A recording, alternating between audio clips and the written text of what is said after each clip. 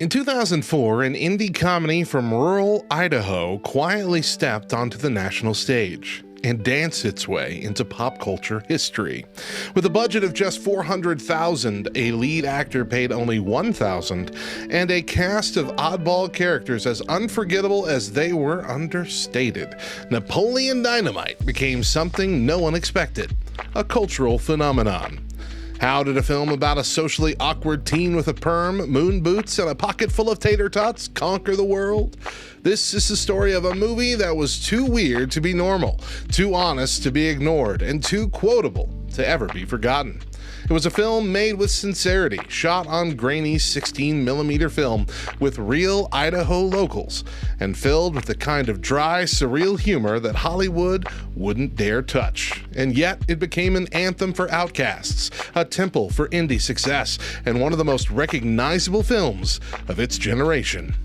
This is the nerd history of Napoleon Dynamite.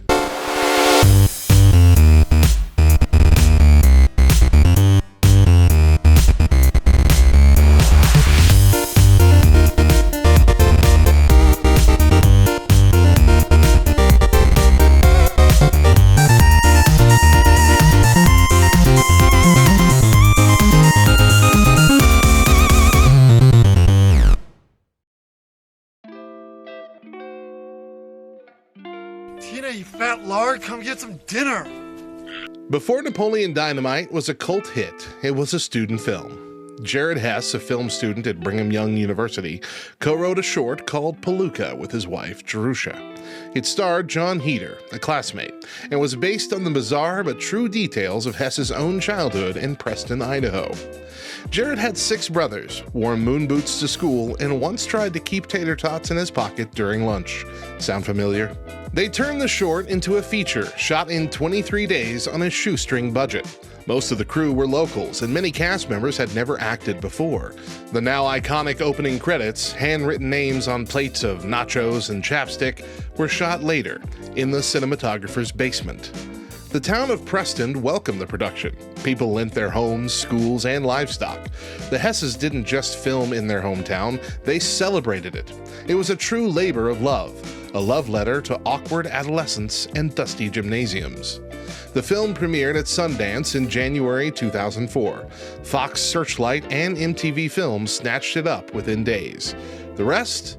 Well, that brings us to John Heder.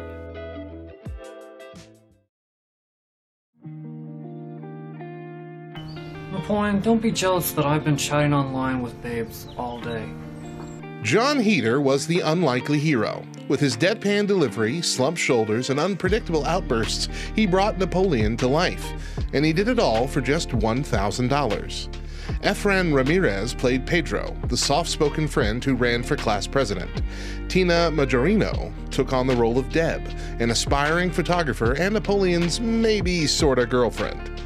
Aaron Ruel played Kip, Napoleon's internet-obsessed older brother. And John Grice immortalized Uncle Rico, a middle-aged man obsessed with his high school football glory days. Together, this oddball ensemble created something magic. Their performances were awkward and endearing, relatable and absurd. What made them shine wasn't star power, it was sincerity. Each actor committed fully to their role.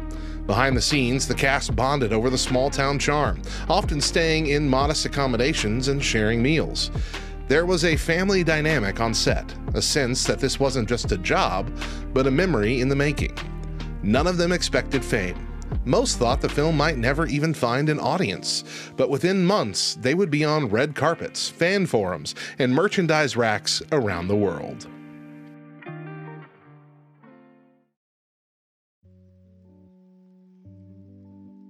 Do you think anybody thinks I'm a failure because I go home to Starlight Night? Napoleon Dynamite hit theaters on June 11, 2004. Critics were divided, but audiences weren't. The film made over $46 million worldwide, an astonishing feat for such a low-budget production. It scored a 72% on Rotten Tomatoes, not exactly glowing, but the audience response, that was a different story. At the MTV Movie Awards, the film won Best Movie, Best Musical Performance for the final dance scene, and Breakthrough Male Performance for Heder. Idaho lawmakers even passed a resolution honoring the film and its contribution to the state's culture. It wasn't just a hit, it was a touchstone. Students quoted lines in school hallways, teachers used it as an icebreaker, families watched it together and found themselves laughing at things that didn't fit any typical joke structure. The film's deliberate pacing, quiet humor, and utter weirdness became its greatest strength. It paved the way for quirky indie comedies and gave audiences permission to embrace the strange.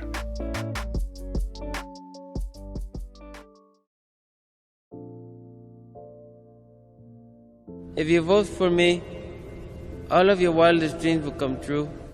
Vote for Pedro. Tina, you fat lard. Do the chickens have large talons? The quotes became memes. The memes became shirts, and the shirts became cultural currency. Napoleon's style, the boots, the curls, the glasses, was impossible to ignore. And the tater tots, absolutely delicious. Teenagers mimicked his dance, fans wore the shirts, celebrities quoted him. The movie became one of the first real viral hits of the 2000s, long before social media exploded. Hot Topic and Urban Outfitters couldn't keep Vote for Pedro shirts on the racks, and that final dance scene, it was 100% improvised by Jon Heder in just a few takes. Internet culture latched onto every detail. GIFs of Napoleon's dance flooded MySpace and early forums. YouTube exploded with fan-made animations, lip dubs, and reenactments.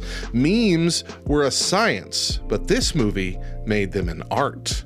Even today, the phrases echo in birthday cards, on backpacks, and classrooms. Napoleon Dynamite is one of the first few films that truly became the joke, lovingly, weirdly, and everywhere. It was beautiful.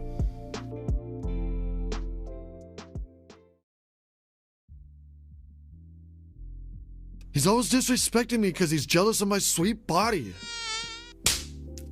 In 2012, Fox tried to revive the magic with an animated series.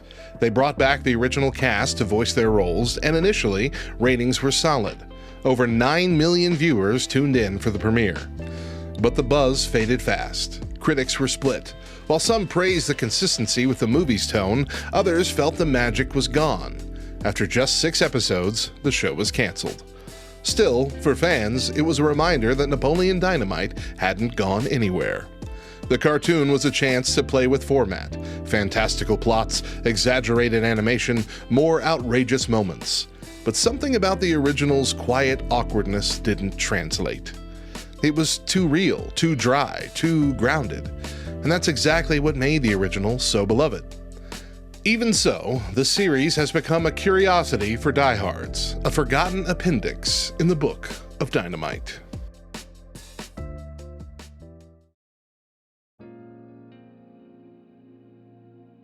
How much you want to make a bet I can throw a football over them mountains? Did you know that the name Napoleon Dynamite may have originally been used by Elvis Costello as a pseudonym? Jared Hess says he didn't know until after the film was done. Jon Heder's dance scene used almost all of the film stock they had left, a risky bet that paid off big. Preston, Idaho now hosts Napoleon-themed festivals, complete with moon boot races and tot-eating contests. And in 2024, the cast reunited for the film's 20th anniversary. Heder even starred in a commercial for Ora Ida's new tot-protecting pants. Napoleon Dynamite's influence is still felt. Shows like The Office, Parks and Recreation, and Pen 15 owe a debt to its style, its quiet, character-driven comedy. And in classrooms, film students study it as a blueprint for indie success, a story driven by specificity, authenticity, and oddball heart.